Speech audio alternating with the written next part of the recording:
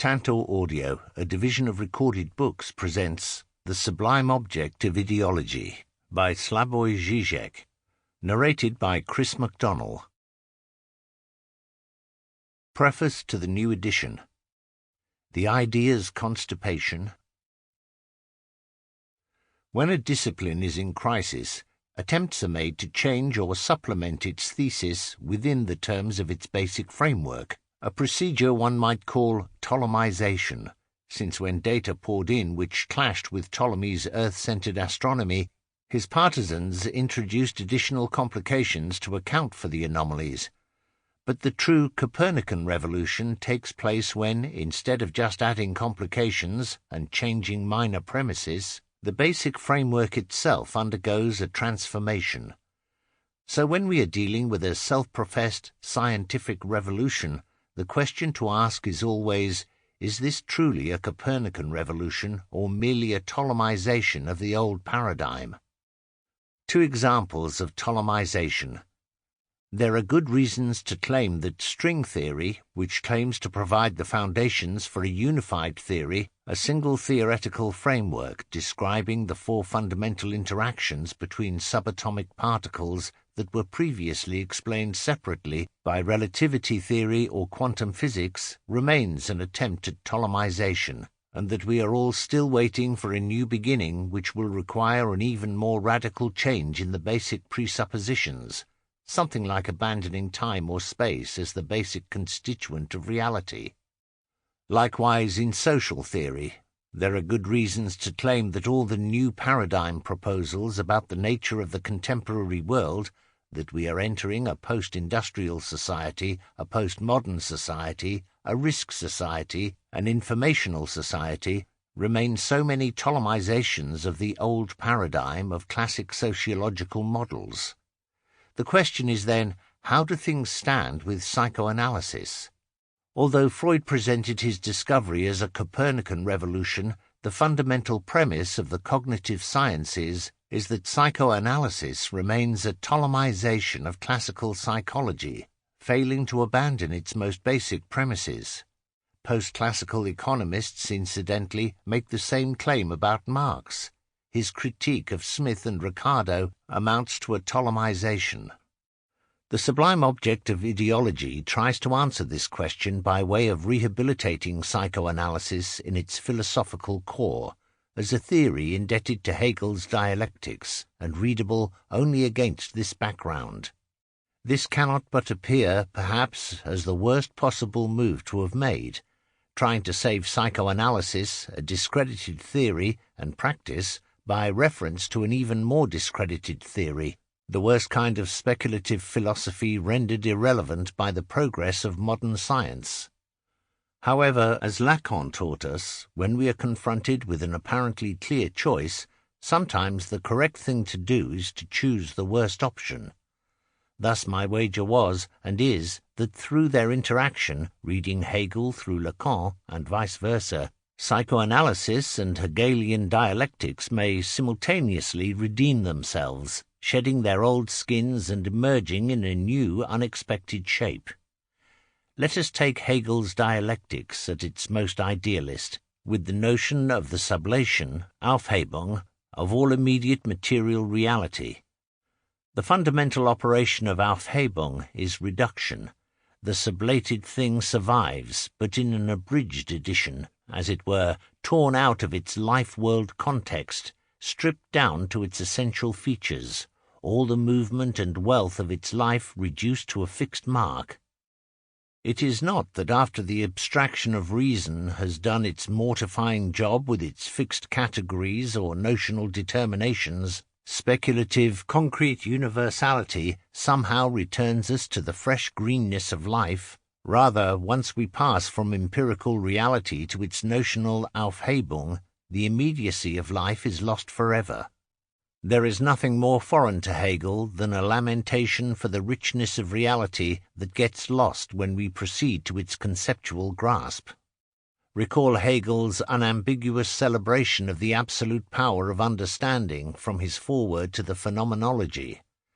The action of separating the elements is the exercise of the force of understanding, the most astonishing and greatest of all powers, or rather the absolute power. This celebration is in no way qualified. That is, Hegel's point is not that this power is nonetheless later sublated into a subordinate moment of the unifying totality of reason. The problem with understanding is, rather, that it does not unleash this power to the end, that it takes it as external to the thing itself, hence the standard notion that it is merely our understanding, mind, that separates in its imagination what in reality belongs together, so that the understanding's absolute power is merely the power of our imagination, which in no way concerns the reality of the thing so analyzed. We pass from understanding to reason not when this analysis or tearing apart is overcome in a synthesis that brings us back to the wealth of reality, but when this power of tearing apart is displaced from being merely in our mind into things themselves as their inherent power of negativity. Back in the 1960s, one progressive theorist of education touched a chord when he published the results of a simple experiment. He asked a group of 5-year-olds to draw an image of themselves playing at home. Then he asked the same group to do it again 2 years later, after they had been through a year and a half of primary school. The difference was striking. The self-portraits of the 5-year-olds were exuberant, lively, full of colours, surrealistically playful. 2 years later, the portraits were much more rigid and subdued, with a large majority of the children spontaneously choosing only the grey of the ordinary pencil, although other colours were at their disposal. Quite predictably, this experiment was taken as proof of the oppressiveness of the school apparatus, of how the drill and discipline of schools squash children's spontaneous creativity, and so on and so forth. From a Hegelian standpoint, however, one should, on the contrary, celebrate this shift as an indication of crucial spiritual progress. Nothing is lost in this reduction of lively colourfulness to grey discipline. In fact, everything is gained. The power of the spirit is precisely to progress from the green immediacy of life to its grey conceptual structure, and to reproduce in this reduced medium the essential determinations to which our immediate experience blinds us. The same mortification occurs in historical memory and monuments of the past, where what survive are objects deprived of their living souls. Here is Hegel's comment apropos ancient Greece. The statues are now only stones from which the living soul has flown, just as the hymns are words from which belief has gone. As with the passage from substantial God to the Holy Spirit, the properly dialectical reanimation is to be sought in this very medium of grey notional determination. The understanding through the form of abstract universality does give the varieties of the sensuous, so to speak, a rigidity of being, but at the same time through this simplification it spiritually animates them and so sharpens them. This simplification is precisely what Lacan, referring to Freud, deployed at the reduction of a thing to le trayunaire, der einzige Zug, the unary feature. We are dealing with a kind of epitomization by means of which the multitude of properties is reduced to a single dominant characteristic, so that we get a concrete shape in which one determination predominates, the others being present only in blurred outline. The content is already the actuality reduced to a possibility, Möglichkeit getilgte Wirklichkeit, its immediacy overcome, the embodied shape reduced to abbreviated simple determinations of thought. The dialectical approach is usually perceived as trying to locate the phenomenon to be analyzed in the totality to which it belongs, to bring to light the wealth of its links to other things, and thus to break the spell of fetishizing abstraction. From a dialectical perspective, one should see not just the thing in front of oneself, but this thing as it is embedded in all the wealth of its concrete historical context. This, however, is the most dangerous trap to be avoided. For Hegel, the true problem is precisely the opposite one, the fact that when we observe a thing, we see too much in it, we fall under the spell of the wealth of empirical detail which prevents us from clearly perceiving the notional determination which forms the core of the thing. The problem is thus not that of how to grasp the multiplicity of determinations, but rather of how to abstract from them, how to constrain our gaze, and teach it to grasp only the notional determination. Hegel's formulation is here very precise.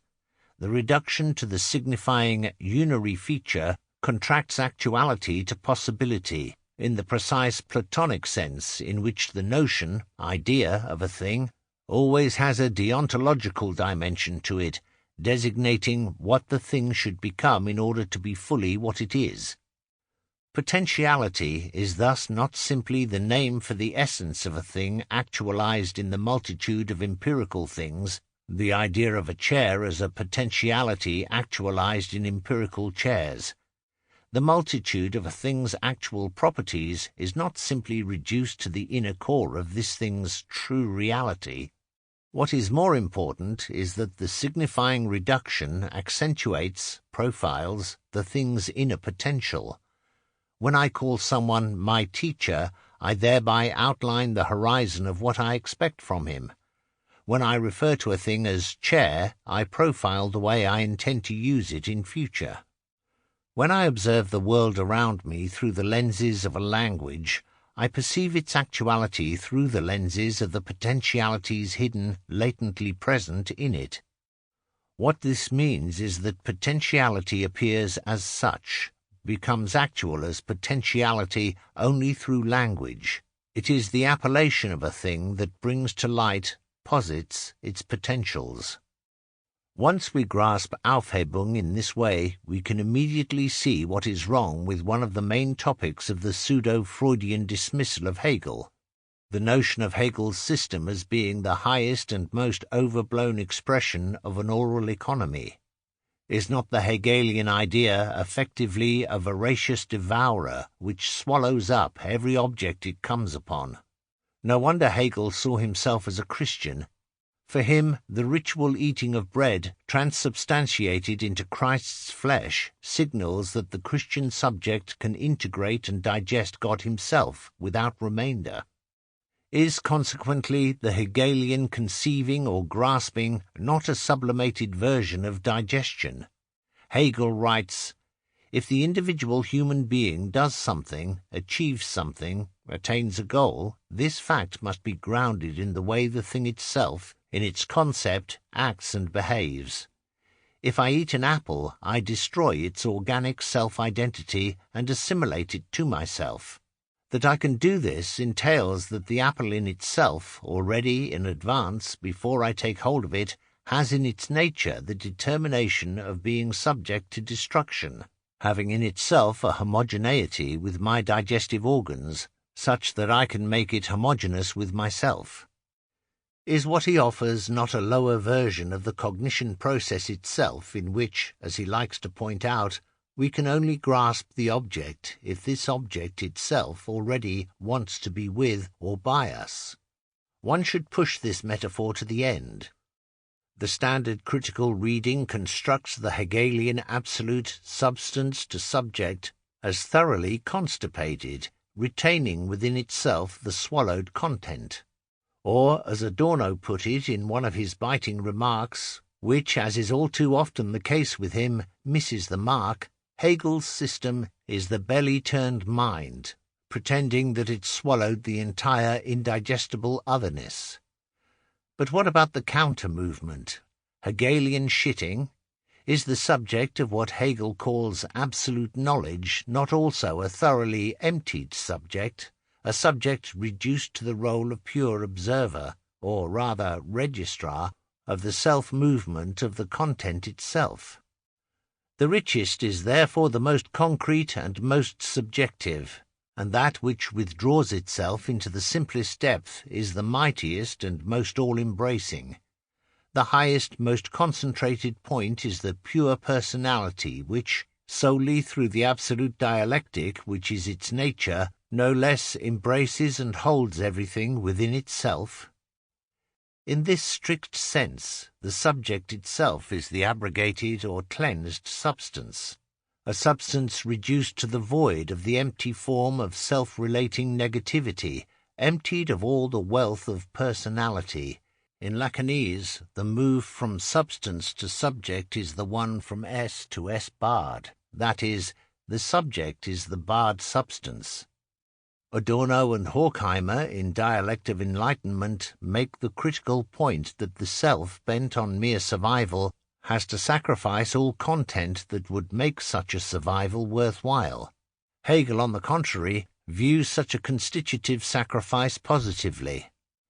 Schelling referred to this same move as contraction, again with the excremental connotation of squeezing the shit out of oneself, dropping it out.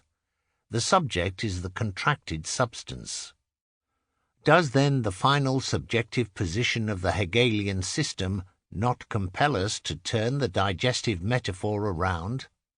The supreme, and for many the most problematic, case of this counter-movement occurs at the very end of the logic, when, after the notional deployment is completed, reaching the full circle of the absolute idea, the idea, in its resolve or decision, freely releases itself into nature, lets nature go, leaves it off, discards it, pushes it away from itself, and thus liberates it. Which is why, for Hegel, the philosophy of nature is not a violent reappropriation of this externality. It rather involves the passive attitude of an observer. As he puts it in the philosophy of mind, philosophy has, as it were, simply to watch how nature itself sublates its externality. The same move is accomplished by God himself, who, in the guise of Christ, this finite mortal, also freely releases himself into temporal existence. The same goes for early modern art, where Hegel accounts for the rise of dead nature paintings, not only landscapes and flowers, etc., but even pieces of food or dead animals, as being due precisely to the fact that, in the development of art, subjectivity no longer needs the visual medium as its principal means of expression. That is, because the accent has shifted to poetry as a more direct presentation of the subject's inner life. The natural environs are released from the burden of expressing subjectivity, and thus freed, can be asserted on their own terms. Furthermore, as some perspicacious readers of Hegel have already pointed out, the very sublation of art itself in the philosophical sciences, in conceptual thought, the fact that art is no longer obliged to serve as the principal medium of the expression of the spirit, frees it, allows it to gain autonomy and stand on its own. Is this not the very definition of the birth of modern art proper, an art no longer subordinated to the task of representing spiritual reality? The way abrogation relates to sublation is not that of a simple succession or external opposition, not first you eat, then you shit. Shitting is the imminent conclusion of the entire process. Without it we would be dealing with the spurious infinity of an endless process of sublation. The process of sublation itself can only reach its end by way of the countermove. Contrary to what one would initially imagine, these two processes of sublation and abrogation are completely interdependent. Considering the last moment of absolute spirit, philosophy, one readily notes the synonymity between the verbs aufheben and befreien, to liberate, as well as ablegen, to discard, to remove, to take away. Speculative abrogation, in no way alien to the process of Aufhebung, is indeed its fulfillment. Abrogation is a sublation of sublation, the result of the Aufhebung's work on itself, and, as such, its transformation. The movement of suppression and preservation produces this transformation at a certain moment in history, the moment of absolute knowledge. Speculative abrogation is the absolute sublation, if by absolute we mean a relief or sublation that frees from a certain type of attachment. True cognition is thus not only the notional appropriation of its object. The process of appropriation goes on only as long as cognition remains incomplete. The sign of its completion is that it liberates its object, lets it be, drops it. This is why and how the movement of sublation has to culminate in the self-relating gesture of sublating itself. So what about the obvious counter-argument? Is the part which is abrogated, released, not precisely the arbitrary, passing aspect of the object, that which the notional mediation or reduction can afford to drop as being the part which is in itself worthless? This precisely is the illusion to be avoided for two reasons. First, it is precisely as discarded that the released part is, on the contrary, and if one may be permitted to insist on the excremental metaphor, the manure of spiritual development, the ground out of which further development will grow. The release of nature into its own thus lays the foundation of spirit proper, which can develop itself only out of nature, as its inherent self-sublation. Second, and more fundamentally, what is released into its own being in speculative cognition is ultimately the object of cognition itself, which, when truly grasped, begriffen, no longer has to rely on the subject's active intervention, but develops itself following its own conceptual automatism, with the subject reduced to a passive observer who, allowing the thing to deploy its potential without any intervention of his own, zutun, merely registers the process. This is why Hegelian cognition is simultaneously both active and passive, but in a sense which radically displaces the Kantian notion of cognition as the unity of activity and passivity. In Kant, the subject actively synthesizes, confers unity on, the content, sensuous multiplicity, by which he is passively affected. For Hegel, on the contrary, at the level of absolute knowledge, the cognizing subject is thoroughly passivized. He no longer intervenes in the object, but merely registers the immanent movement of the object's self-differentiation or self-determination, or to use a more contemporary term, the object's autopoietic self-organization. The subject is thus, at its most radical, not the agent of the process.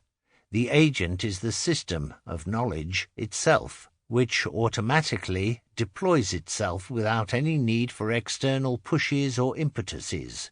However, this utter passivity simultaneously involves the greatest activity. It takes the most strenuous effort for the subject to erase itself in its particular content as the agent intervening in the object, and to expose itself as a neutral medium, the site of the system's self-deployment. Hegel thereby overcomes the standard dualism between system and freedom, between the Spinozist notion of a substantial deus sive natura, of which I am a part, caught up in its determinism, and the Fichtean notion of the subject as the agent opposed to inert matter, trying to dominate and appropriate it. The supreme moment of the subject's freedom is to set free its object, to leave it free to deploy itself. The idea's absolute freedom consists in the fact that it resolves to freely let go of itself the moment of its particularity. Absolute freedom is here literally absolute in the etymological sense of absolvere, releasing, letting go. Schelling was the first to criticize this move as illegitimate. After Hegel completed the circle of the logical self-development of the notion, and being aware that the whole of this development took place in the abstract medium of thought, he had somehow to make the passage back to real life. However, since there were no categories in his logic to accomplish this passage, he had to resort to terms like decision. The idea decides to release nature from itself. Terms which are not categories of logic, but of the will and practical life. This critique clearly misses the way the act of releasing the other is thoroughly immanent to the dialectical process, is its conclusive moment, the sign of the conclusion of a dialectical circle. Is this not the Hegelian version of Gelassenheit? This is how one should read Hegel's third syllogism of philosophy: spirit, logic, nature. The starting point of the speculative movement rendered by this syllogism is spiritual substance into which subjects are immersed. Then, through strenuous conceptual work, the wealth of this substance is reduced to its underlying elementary, logical or notional structure. Once this task is accomplished, the fully developed logical idea can release nature out of itself. Here is the key passage. The idea, namely in positing itself as absolute unity of the pure notion and its reality, and thus contracting itself into the immediacy of being, is the totality in this form, nature. But this determination has not issued from a process of becoming, nor is it a transition, as when earlier the subject notion in its totality becomes objectivity, and the subjective end becomes life. On the contrary, the pure idea, in which the determinateness or reality of the notion is itself raised into notion, is an absolute liberation for which there is no longer any immediate determination that is not equally posited and itself notion. In this freedom, therefore, no transition takes place. The simple being to which the idea determines itself remains perfectly transparent to it, and is the notion that in its determination abides with itself. The passage is therefore to be understood here rather in this manner, that the idea freely releases itself in its absolute self-assurance and inner poise. By reason of this freedom, the form of its determinateness is also utterly free. The externality of space and time existing absolutely on its own account without the moment of subjectivity. Hegel repeatedly insists here on this absolute liberation being thoroughly different from the standard dialectical transition. But how? The suspicion lurks that Hegel's absolute liberation relies on the absolute mediation of all otherness. I set the others free only after I have completely internalized it. However, is this really the case? One should here reread Lacan's critique of Hegel. What if, far from denying what Lacan calls the subjective disjunction, Hegel, on the contrary, asserts a previously unheard-of division that runs through the particular subject as well as through the universal, substantial order of collectivity uniting the two? That is to say, what if the reconciliation between the particular and the universal occurs precisely through the division that cuts across the two? The basic postmodern reproach to Hegel, that his dialectics admits antagonisms and splits only to resolve them magically in a higher synthesis mediation, strangely contrasts with the good old Marxist reproach already formulated by Schelling, according to which Hegel resolves antagonisms only in thought, through conceptual mediation, while in reality they remain unresolved. One is tempted to accept this second reproach at face value and use it against the first one. What if this is the proper answer to the accusation that Hegelian dialectics magically resolves antagonisms? What if for Hegel the point precisely is not to resolve antagonisms in reality, but simply to enact a parallax shift by means of which antagonisms are recognized as such, and thereby perceived in their positive role? The passage from Kant to Hegel is thus much more convoluted than it may appear. Let us approach it again by way of their different attitudes to the ontological proof of God's existence. Kant's rejection of this proof takes as its starting point his thesis that being is not a predicate. If one knows all the predicates of an entity, its being, existence, does not follow. That is, one cannot conclude a being from a notion. The anti-Leibniz line is obvious here, since, according to Leibniz, two objects are indistinguishable if all of their predicates are the same. The implication for the ontological proof of God is clear.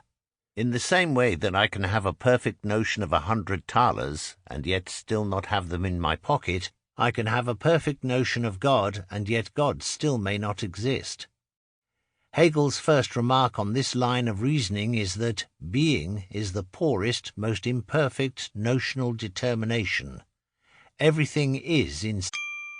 Sample complete. Ready to continue?